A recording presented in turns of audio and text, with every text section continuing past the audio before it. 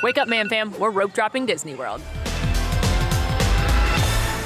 Good morning, Mam Fam, and welcome to season 2 of our rope drop series. You all loved this when we did it well over a year ago, so we are bringing it back, especially because there have been some major changes in the park. Most notably, Genie Plus is dead, and we have MultiPass now. Plus, different attractions have opened, and the way you access some attractions across the parks has completely changed. So, we are bringing you season 2, where I'm going to rope drop each of the 4 Disney parks to show you my best tips, tricks, and strategies to get on those popular rides early in the morning. This morning, rope dropped Disney's Hollywood Studios, so let's kick it back to Past Molly to show you how it went. Captain's log, 7:52 a.m. I've just parked at Disney's Hollywood Studios and I'm making my way through security towards the main entrance. The park officially opens at 9 a.m. today. However, I am a resort guest today, meaning I can get in 30 minutes early at 8:30. So we got about 40 minutes till then. Let's get to it. 7:55 a.m. And currently looking for the early theme park entry side. Thinking it's gonna be all the way to the right. It's not super busy out here for rope drop. I've seen it much busier before, but rope drop is without a doubt, no matter what, an exercise in patient pants. Like for example, right now, I don't see any signage for resort guests. So I'm gonna ask this cast member. 7:56 update, there is not currently a special entrance outside the park for early theme park entry. They're doing it inside. So what I'm gonna do is come here to the far right, considering we're being funneled in right here into the main entrance. And once you get in, there's gonna be more turnstiles than you can get in right here. Hopefully I'm making sense. Like it's gonna go like, so I'm gonna go to the right. Couple of things to keep in mind about rope drop. One, it's called rope drop because there literally used to be a rope that would like stop the guests and then they would drop it and that's how it would open. But now it's a symbolic rope, if you will. 2, rope drop starts like the diehards get here an hour plus earlier than the park opens. And remember, the park opens at whatever time it opens today. Hollywood Studios opens at 9. And then for all Disney World resort guests, that includes Swan and Dolphin and Shades of Green and a couple good neighbor hotels, it opens 30 minutes early, and that's at every park. So I'm talking an hour before that 30 minutes is when like diehard rope drop people are going to get here, maybe even earlier. I'm not a morning person, so I'm doing good if I get here like 30 to 45 minutes before that starts, which I did today, so good job me. But it's kind of a weird thing because people are like, oh, you got to get there early so you don't have to wait in the lines, but then you just wait out here for like an hour and a half. So it's kind of, 6 and 1/2 dozen in the other. Which brings me to my next point. 3, the point of rope dropping is to get into the park early and get on some key attractions before there are long lines, which is especially helpful if you aren't able to or don't want to purchase things like fancy rides for some of those more popular rides. Or in this park with so many heavy hitters on MultiPass, maybe you can knock out a few of those so you don't have to worry about pulling lightning lanes earlier if you're not purchasing lightning lanes. So that's why people rope drop. Plus, just logically, if you want to do everything in a park, the more time you can be in the park, the better. 4, I don't know, I've lost count. 5, again, not a morning person. If there's any time to bring your patient pants in Walt Disney World, it is rope drop. 1, be nice to security. They are trying to get you through as quickly as possible. In my opinion, that's the most important line you're going to wait in all day. So make sure you're nice to them. Make sure you're nice to the cast members up at the front. Make sure to have your tickets out or your magic bands or whatever you're going to scan to get into the park. Make sure you have that ready. And if you are a resort guest, make sure you have your resort stay pulled up on your phone with anybody's name on there. I like to grab a screenshot of it so I'm not fighting the app to get it open. It is going to be attached to whatever your credentials are. So whatever your magic band or your smartphone or your Apple Watch or your card, it's going to be attached to there if it's attached to you in the app. But in the case that it doesn't show up for some reason, I like to have that screenshot ready to go so that they can see it, check the date, and you can skedaddle to the farm. Now, last time I did this series, at this park, I rope dropped Rise of the Resistance, which is the fancy ride, the individual cost lightning lane attraction, which is still a great move. It's still the most popular ride in the park. It's one of the longest lines. And if you're a non-resort guest, that makes purchasing that lightning lane a little bit trickier. It may not be available by the time it's able for you to purchase it. So that's still a good move. You can still go watch that video. That information is still relevant. Even though the lightning lane system's different, it isn't for fancy rides. So that's still hot info you can go check out. Today, I'm taking a different approach, and I am going to try to knock out some of the e-tickets that would be on MultiPass, because again, this park has so many bangers. This is the hardest park to use multi-pass at, because you've got Tower of Terror, Rock and Roller Coaster, Mickey Minnie's Runaway Railway, Slinky Dog Dash, Toy Story Mania, Millennium Falcon Smuggler's Run. You've all of those really good attractions that people are trying to get those lightning lanes for. So I'm gonna try and knock out a couple of those in this rope drop early morning period, so that way it would make my life less stressful for the rest of the day.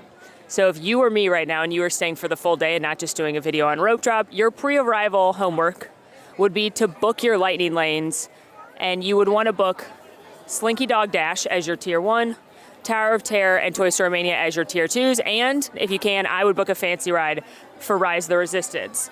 And make sure to check out our 2025 Lightning Lane Guide, where I walk through every single thing you need to know about lightning lanes, how to book them, how to use them throughout your day in the park. And check out the Hollywood Studios version of Multi-Pass video, where that is exactly what I walked into the park with booked, so you can see how to best do that.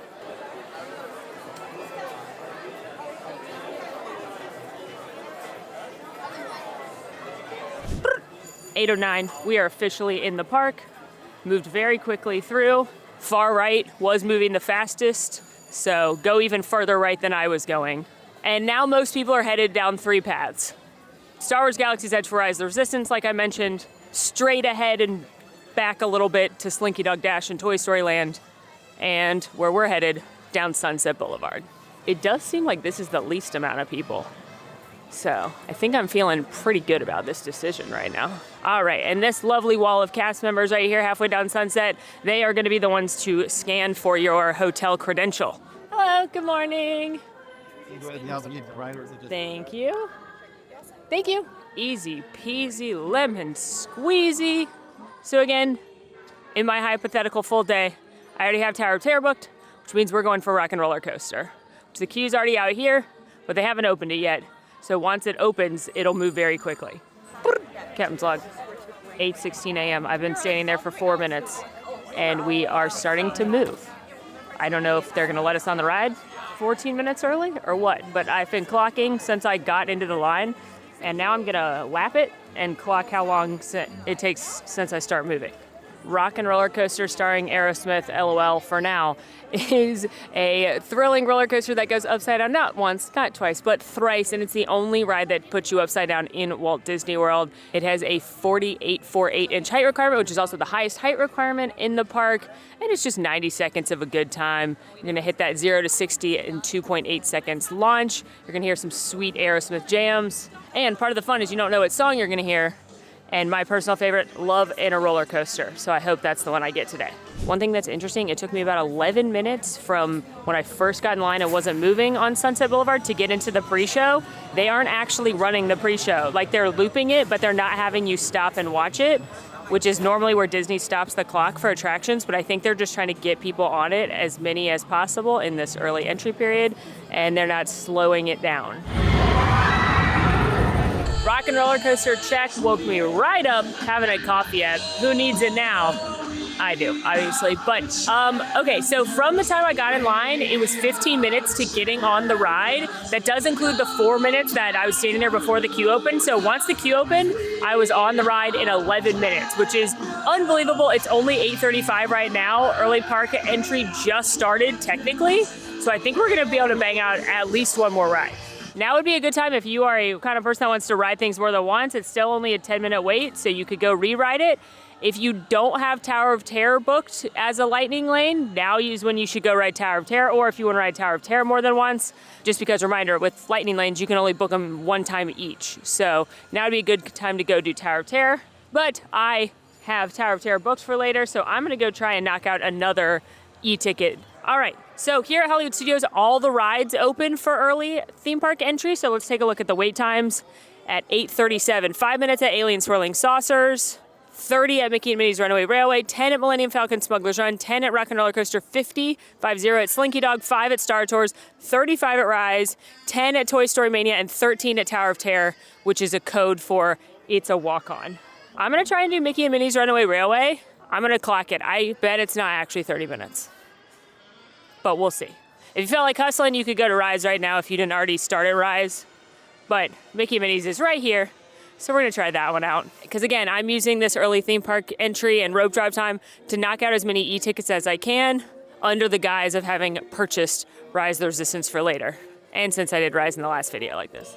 Mickey and Minnie's Runaway Railway is a darling attraction. There's no height requirement, and it's actually the first ride to feature Mickey and Minnie, which is incredible that they didn't have one before. They use really awesome projection mapping and a bunch of different effects to make it more thrilling than you might expect for a family attraction. I love the trackless ride vehicles. It's just really, really cute. I find myself smiling on this one every time I ride it. All right, made it into the Mickey and Minnie's Runaway Railway queue. Gonna clock the wait. Couple of things. One, I overheard a cast member say that they had a downtime and they didn't open on time like the other rides did, which is why it has a little bit longer of a wait, because there were people waiting outside of the attraction to ride it, and then when it didn't open on time, it like just opened up a few minutes ago. So they're trying to get all those people through, but I'm still clocking the wait to see if it's really 30 minutes, but that explains that. And two, just know that I got scanned again going into this queue to prove resort early access, so they may scan you at each ride.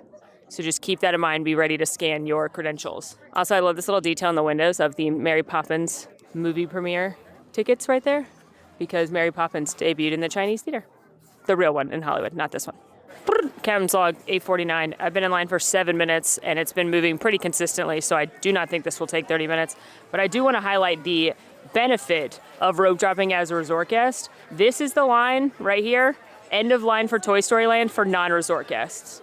So if you are a rope dropper, it is very worth trying to stay at a Disney resort or a qualifying resort. Again, some pretty inexpensive hotels in the Disney Springs area count for this perk, because you're getting a huge jump on all the non-resort people by being able to come in. It's only 30 minutes. I wish it was an hour like it used to be, but it's still a big advantage over non-resort guests. Let's ready for ride and have a birthday. We'll sing a song just for PG. Nothing can stop us now.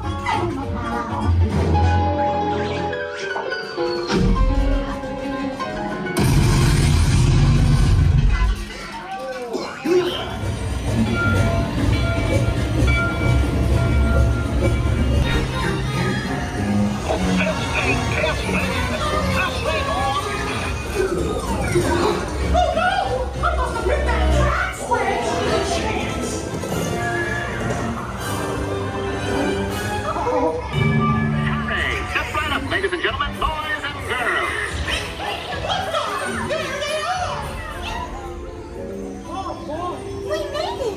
Nothing can stop us now!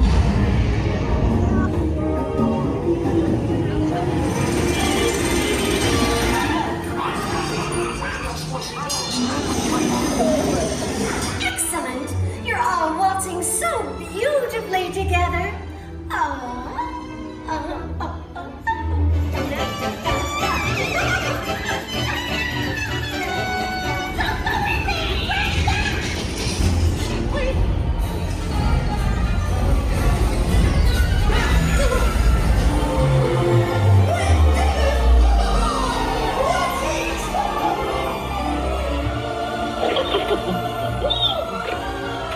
Well, that concludes my guided tour. Hope you had a relaxing ride around the park. And thanks for sticking with me.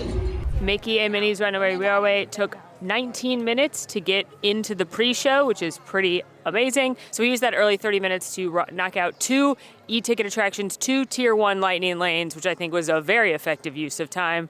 So now at this point it's 9:18, which means anybody can be in the park now, and you're gonna see those wait times start going up. So another wait time check. Let's hit the big ones. 45 minutes at Mickey and Minnie's Runaway Railway, 20 at Smuggler's Run, 35 at Rock and Roller Coaster, Slinky Dog 75, 65 at Rise, 30 at Toy Story Mania, and 20 at Tower of Terror. So at this point, people are still going to those same heavy hitters, Slinky Dog Dash, Rise the Resistance. Those are still gonna be your number 1 and 2 spot that people go at rope drop, but you can see the other ones are starting to creep up too. Now, if I was a big Star Wars fan, I would probably go to Millennium Falcon Smuggler's Run right now.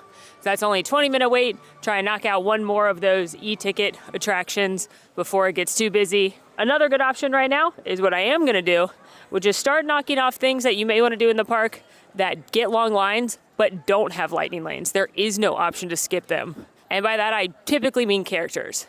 For example, Mickey and Minnie in Red Carpet Dreams here had a 5-minute wait right now. Olaf had a 5-minute wait. But if you look in the My Disney Experience app, which they recently redid, and I actually really like a lot of the changes, it's very easy to see the characters' set times. A lot of them start around 9:20, 9:30, and you can't skip character lines. So if you want to meet some of these fun characters that are in this park, like a lot of your Pixar friends, Joy, Frozone, Edna, Sully, as well as the Toy Story Land characters, now would be a good time. And we are gonna do that, but first coffee. While I'm in line here for my coffee, let me show you how to get to characters. So you're on your home screen right here. You're gonna click the second thing down at the bottom, the little location finder. You're then gonna filter it to wherever you are. At least I like to do that. So I'm gonna do Hollywood Studios, apply. And up to the top, it's gonna default to like wait time, dining, attractions, entertainment.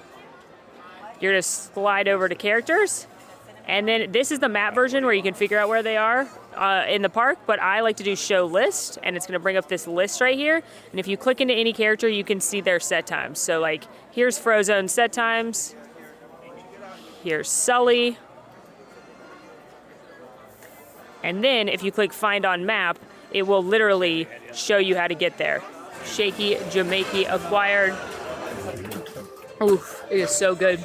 I feel like it's been a while since I've said what a Shaken Jamaica is. I get DMs a lot. First of all, it's actually called a Shaken Jamaican, but you can call it a Shaken Jamaica if you want. And it is a cold brew made by Joffrey's Coffee, and it is like, and it has bases of caramel and vanilla, and like, it's just delicious. I get it black, but you can add a little milk in there, and it's, I drink multiple of these a week. It's the best cold brew I've ever had. I love it so much. Anyone else remember when this was the entrance to Toy Story Mania? Anyway, we're gonna go see Sully, because he's cool and giant and blue and fluffy, and he normally gets a really long line, and it's not long right now. Whoa!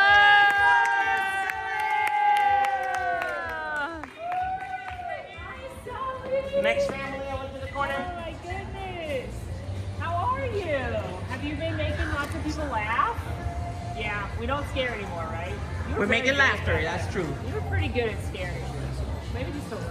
I won't. He can still scare when we need him. Can we take a picture, Sully? Perfect, Thank perfect. you, Sully. Oh, you embarrassed I'm so me. sorry. You got him. He's blushing. You look a little pink right there.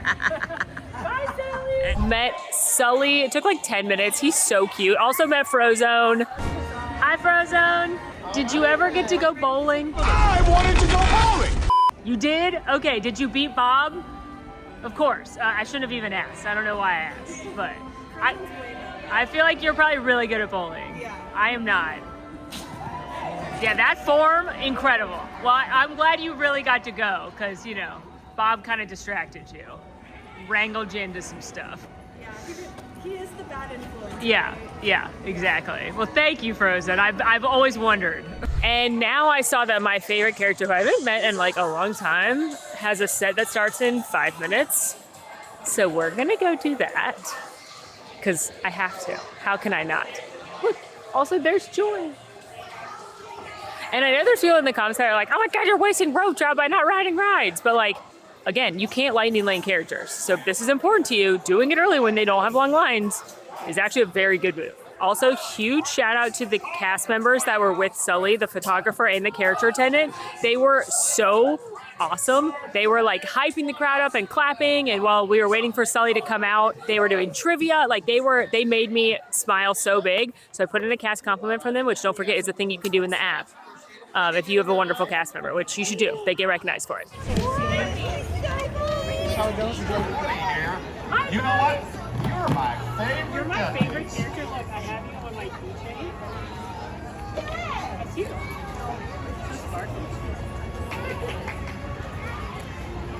You're my favorite of all the characters. Yeah. I didn't make that. No, I'm not that talented. Bob is what made that. So, yeah, Bob. Goodbye. Yeah. I don't know where to get it. Bob. You know what? Yeah. Yeah. It's expensive for a keychain, but for you, Buzz, I did it. Oh, You're we're my honored. favorite. We're honored. Don't tell Woody. Or you can. Definitely tell Jesse.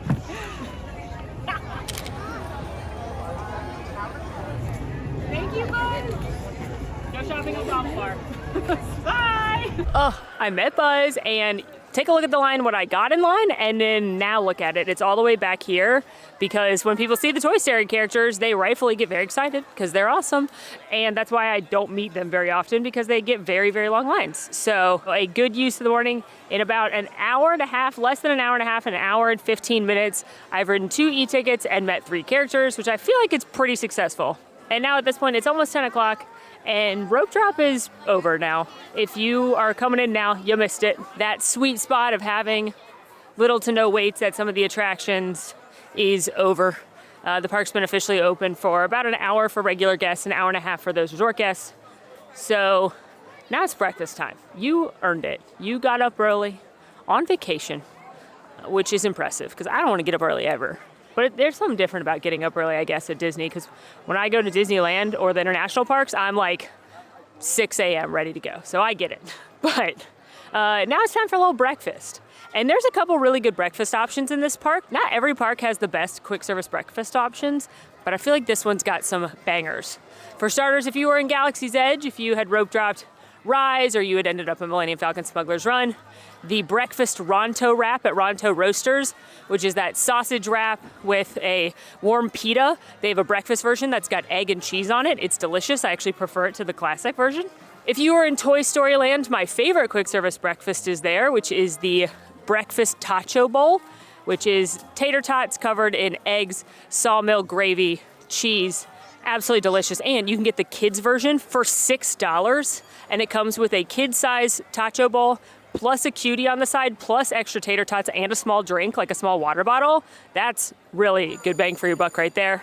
If you're more of a full-service breakfast person, I recommend doing your full-service breakfast kind of mid-morning so you take advantage of rope drop and then go to your breakfast. There is a Disney Junior breakfast at Hollywood and Vine featuring characters like Doc McStuffins and Fancy Nancy, if you've got someone in your party into those characters, or you could easily take the Skyliner over to the Riviera and go to Topolino's Terrace, my favorite character dining location on property. Make sure you get reservations in advance for that one because it's still one of the hardest dining reservations to book.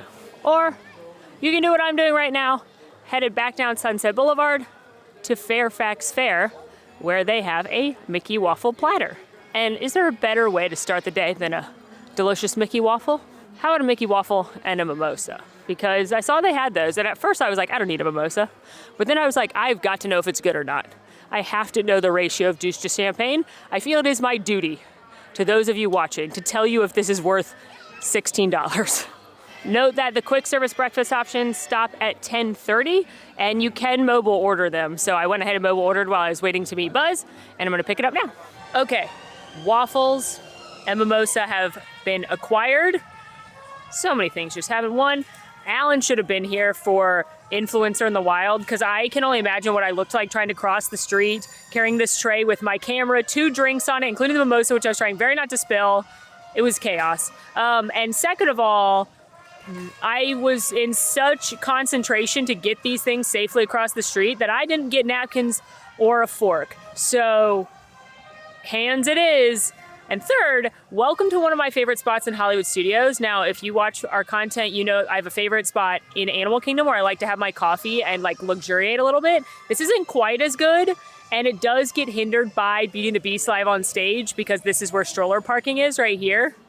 But especially in the morning or if the show's happening and people aren't trying to access their strollers, there's this little alcove off of Sunset Boulevard where you have this fun view of Tower of Terror in the background with the flowers. You can hear the wonderful 40s music playing and just be kind of out of the chaos. So this is like my place to kind of get away and hide for a second in Hollywood. But again, it does get a little ruined when Beauty and the Beast starts because it draws more people over here, and especially in the stroll area. But also there's this nice ledge, which is perfect height for me to eat this breakfast on.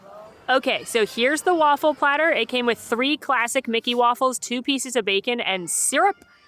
And then here's my mimosa, which at first glance looks to be an okay color. I don't like a lot of juice, and the darker it is, the more juice there is. That looks okay. We're gonna try it, obviously. But first, waffles. Normally I would pour, but since I'm gonna use my hands, it's gonna be so sticky, so I'm just gonna dip.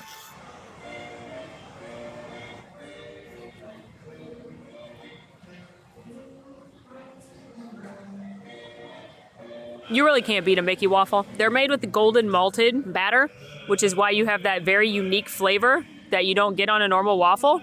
They're light, they're fluffy, they're adorable. 3 of them's a pretty good serving too. Oh, it's 3 pieces of bacon. They're just kind of scrunched. Good bacon. It's really good bacon. I actually prefer sausage when it comes to breakfast meats, but this is very good. It's the perfect texture, this batch at least, where it's not too crispy, but it's also not too chewy. It's like Goldilocks, just right. For $9, $9.79, so like 10 bucks, I think this is pretty good, especially because you could easily share this. Like I can't eat 3 Mickey waffles, but so if you had a couple people going in on this as like a light breakfast, it's pretty good. But now the real test here.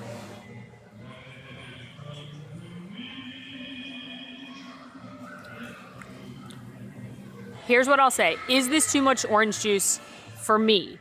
Yes. But I am also the kind of person who wants to just like hold up an orange to a glass of champagne and like that's good enough. I want a unicorn's eyelash, a fairy whisper amount of orange juice or any juice in champagne when I'm having a mimosa. That said, it's better than I thought it would be. It's definitely, I thought it would be much more juice to champagne ratio. And it's good quality orange juice. Whatever they're using tastes good. It's nice and light and crispy. You know how sometimes orange juice just sits heavy on your mouth? It's not like that. I can't really taste the champagne. I'm mostly tasting bubbly orange juice.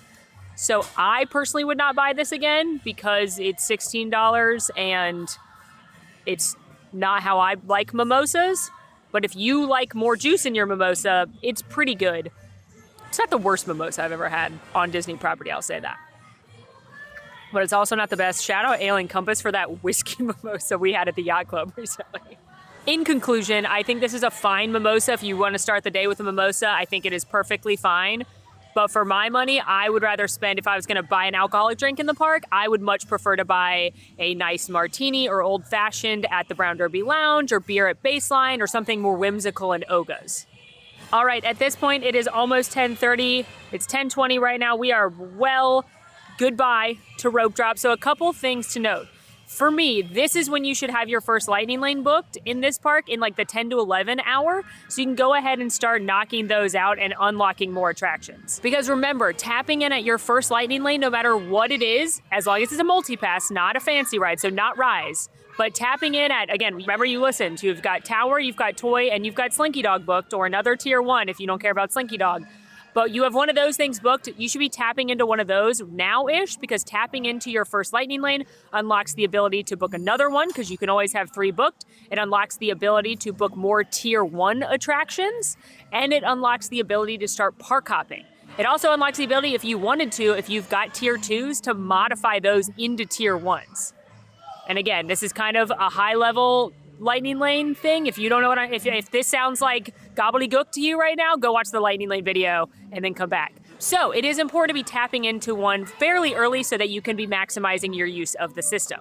But I personally, in this park, as long as you got 3 good ones booked when you're walking in, don't feel like you need to be tapping into one like right at 9 o'clock. Take advantage of the other low weight things from 9 to 10 and then start tapping in. There are people that are going to tell you to book like a burner lightning lane and just book something to tap in right at 9. Again, I don't think that's necessary, especially at this park where there are very good tier 2 attractions. What are you trying to modify to? You've already got Slinky or another tier 1, Tower and Toy. Those are very, very good attractions. It's not like a park, say like Epcot, where you get really good tier 1 options and then pretty mid tier 2 options. So I don't think that strategy is necessary. I think booking something mid-morning so that you can keep booking things is the strategy in this park. The exception to this rule in this park, in my opinion, is if you are park hopping. If you're starting at this park and you want to still have good options at Epcot or Magic Kingdom or wherever you're hopping to, then I would book my first lightning lane between 9 and 10. And I would probably, if it was me, I would probably still rope drop Rock and Roller Coaster and then try to have Tower of Terror between 9 and 10. Or if you wanted to rope drop Rise of the Resistance, then try to have Millennium Falcon Smuggler's Run between 9 and 10. Or if you're going for Slinky Dog, then try to have Toy Story Mania between 9 and 10. Still book those 3 really good attractions when you're walking into the park, plus your fancy ride if you want to book Rise, is your best bet. And don't forget, if you're not able to book something as early as you want, as soon as the park opens and the rides start opening up, it's pretty easy to modify to things because there could be some availability. So if you book Tower of Terror and you can't get it till 10:30, right at 9 when the park opens, fiddle faddle a little bit and see if you can move it up a little bit earlier. You never know. Which, that brings us to the end. I think we had a pretty good rope dropping day. It was a pretty unstressful rope dropping day as far as things go. Went pretty smoothly. Was able to ride, again, 2 e-ticket attractions, 2 Tier 1 attractions, as well as meet 3 characters and have breakfast all within that initial opening period of the park, which I think is very successful. And again, at this point, it's almost 10:30. The rope drop period is over. So let's do one final wait time check at 10:30 to give you what the waits look like mid-morning, as well as the availability of booking lightning lanes. This is without any fiddle faddling. Alien Swirling Saucers, 20 minutes. You could book at 2:40. Pretty much all the shows are available. Mickey and Minnie's Runaway Railway, 45-minute wait, 5:30 lightning lane. 50 minutes at Smuggler's Run, 3:15 lightning lane. 50 minutes at Rock and Roller Coaster, 4:10 lightning lane. 80 minutes at Slinky Dog, no lightning lanes, not surprising. 70 minutes at Rise, no lightning lanes. 55 at Toy Story Mania, no lightning lanes. And 45 minutes at Tower of Terror, no lightning lanes. Again, that's without any fiddle faddling. In my experience, at least Toy and Tower will come back. Possibly Slinky Dog and Rise, but usually throughout the day, as things start moving and grooving, Toy Story and Tower come back. So if you did not get those initially, fear not. Just keep your eye on it. And again, go watch our Lightning Lane videos in this park and the 2025 Lightning Lane guide. But as you can see by that availability, that's why I think it's better to walk into this park with the 3 rides you want on MultiPass and maybe manipulate the times later than walking in with things you don't want at all. Now, as far as rope drop goes, there are some people that swear by it and say it is the only way to have a great day in Walt Disney World. I don't agree with that. I think you can have a wonderful day rope dropping. We had a wonderful morning. I got to do some very fun things like meet some of my favorite characters, walk on a couple of attractions, and enjoy a snack meal that I normally wouldn't get if you came into the park later. You can also have a wonderful day coming in a little bit later. It may require a little more effort as far as fiddle faddling and pulling lightning lanes, but if you don't want to get up early on your vacation, don't feel like you have to do this in order to have an amazing day. The point of rope dropping is because, again, the more you're in the park, the more you can get done. And if you can knock out a bunch of stuff during this rope drop time, then you can have a more luxuriating and relaxing day throughout the rest of the day. You have knocked off a couple of things off your list, so don't feel as pressured to be pulling every single lightning lane or running around so much. You could relax a little bit, see some of the shows, do some dining, have a little bit more laid back day because, again, you checked off some major things off your list. But don't worry, fellow night creatures. I will be doing an afternoon series as well where I come to the parks in the afternoon because honestly, you're gonna have a great day no matter what. There's no one right way to do these parks. I can give you my best tips and tricks to handle both ways, but honestly, it's about what's important to you. And if waking up in the 5, 6 o'clock hour isn't important to you, then you don't have to. So, Mam Fam, hopefully you enjoyed this lovely morning we had at Disney's Hollywood Studios. We will be doing the other parks again soon, especially since they've made some changes at Epcot and Magic Kingdom. They are no longer doing virtual queues at Tiana's Bayou Adventure or Guardians of the Galaxy Cosmic Rewind. So that is gonna change some people's plans, especially at Epcot. So you can look forward to the rest of the rope drop series as well as the evening series in the Walt Disney World parks. I can redo Universal Studios Florida as well. I've also got Disneyland versions of the rope drop series, so check those out. And in the meantime, friends, make sure to rate, review, subscribe, follow us on social media, come hang out with the Mam Fam in Discord, check out Patreon for exclusive behind the scenes content. And until next time, friends, I'm Ellie, and it has been so magical. Bye. I'm missing a drink. I need to get a water.